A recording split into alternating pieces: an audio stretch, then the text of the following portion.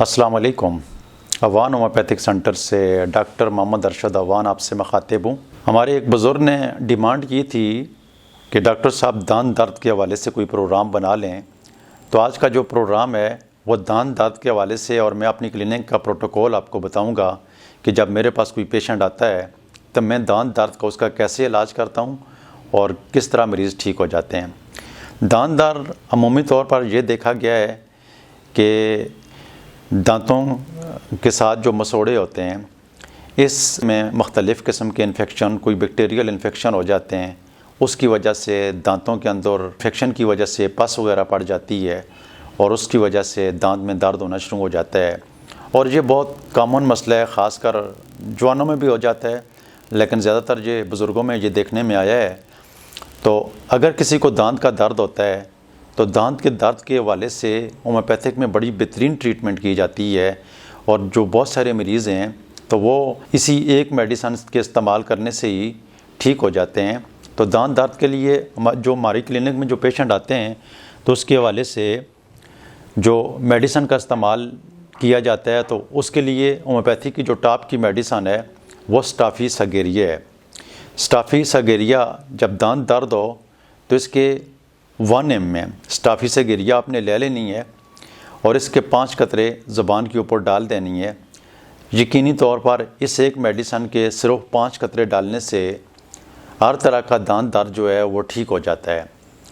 लेकिन अगर फ़र्ज़ करें ये स्टाफी सगेरिया के इस्तेमाल करने से मेरे पास जो मरीज़ ठीक ना हो या उनकी कंडीशन ठीक ना हो रही हो, तो मैं इनको साथ में सलेशिया 1 ml की 3-4 डोज़ दे देता हूँ 3-4 दिन मुसलसल इस्तेमाल करने के लिए।